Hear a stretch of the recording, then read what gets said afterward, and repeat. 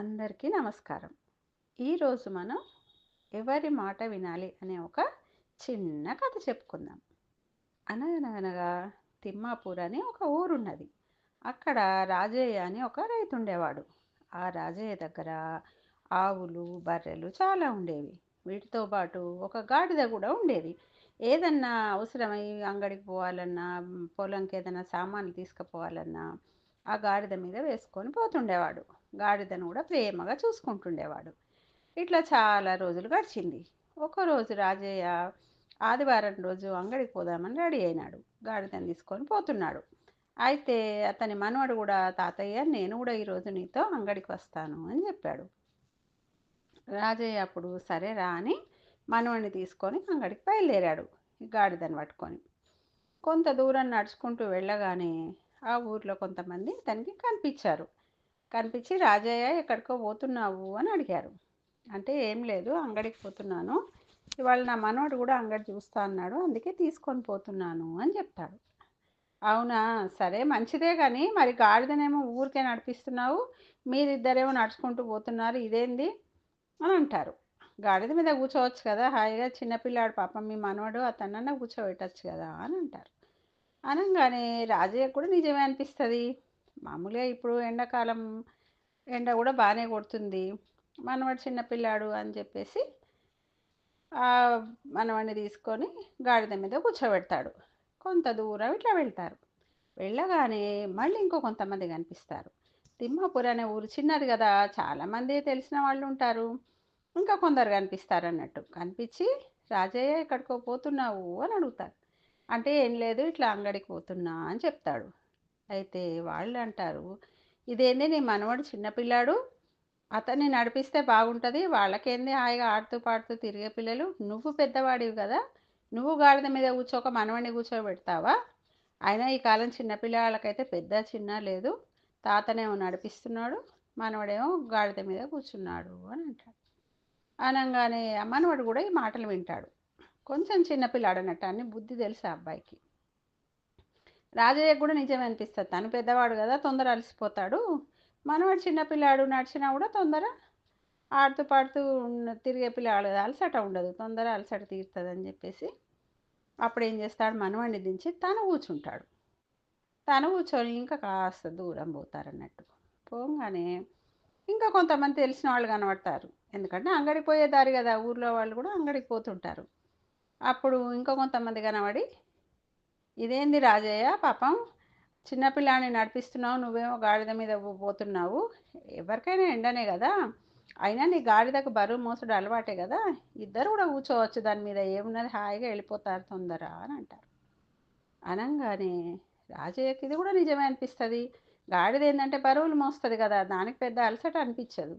అందుకని చెప్పేసి మనవడికి చూసి, మనవడా దాన్ని నువ్వు కూడా రా గాడిద మీదకి, ఇద్దరం కలిపి గాడిద మీదనే పోదాము అని అంటాడు. మనవడికి కూడా సరే అనిపిస్తుంది, ఎందుకంటే గాడిద మామూలుగా బరువులు మోస్తుంటుంది కదా. అందుకని చెప్పేసి ఆ మనవడు కూడా గాడిద మీద కూర్చుంటాడు. ఇద్దరు కలిసి పోతారు. పోతుంటే ఇంకా కాస్త దూరం పోతారు. ఒక చిన్న వంతెన లాంటిది ఉంటుంది వాళ్ళ ఊరికి అను ఆ అంగడికి పోయే దారిలో. ఇంకా కొంచెం దూరం పోయాక ఇంకో కొంతమంది కనబడతారు. అంగడికి పోయేవాళ్ళు పలకరించుకుంటారు కదా, ఎక్కడికి పోతున్నావు ఏందని. ఇంకో కొంతమంది కనబడి, ఏం రాజయ్య ఎక్కడికో పోతున్నావు అంటే, అంగడికి పోతున్నా అని చెప్తాడు.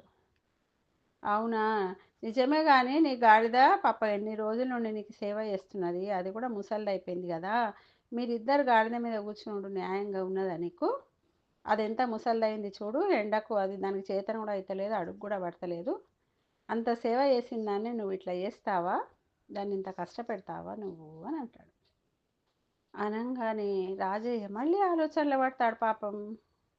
ఫస్ట్ వాళ్ళు ఒకలాగా చెప్పారు, రెండో వాళ్ళు ఒకలాగా చెప్పారు, మూడో వాళ్ళు ఒకలాగా చెప్పారు, ఇప్పుడు వీళ్ళు ఇంకొకలాగా చెప్తున్నారు.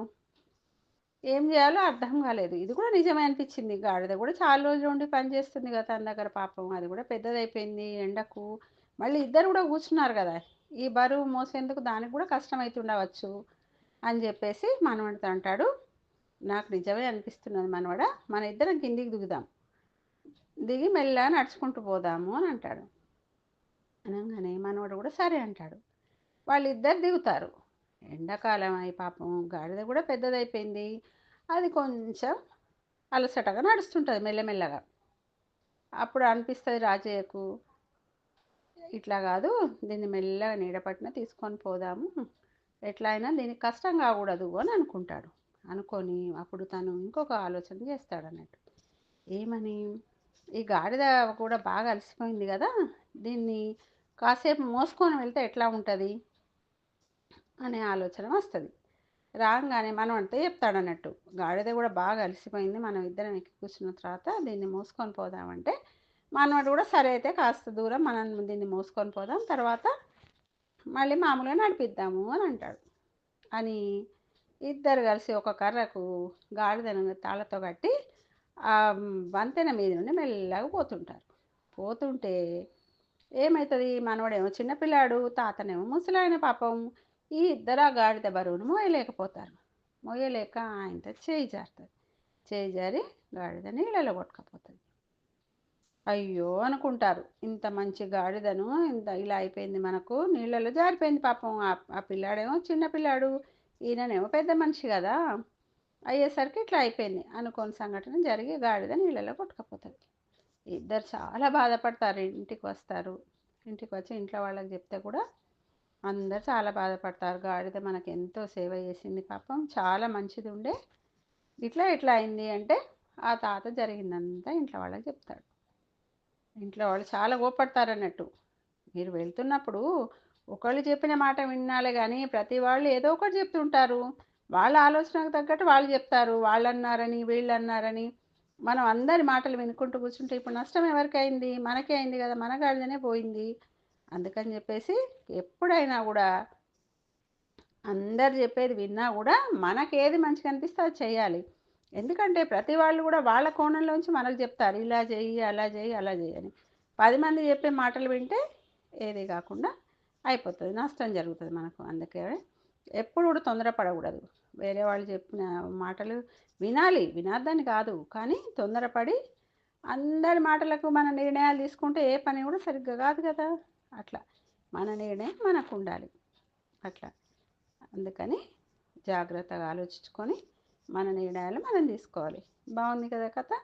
మరి మీకు ఇలాంటి కథలు ఇంకా కావాలంటే మా ఛానల్ని సబ్స్క్రైబ్ చేసుకోండి, షేర్ చేయండి. Thank you.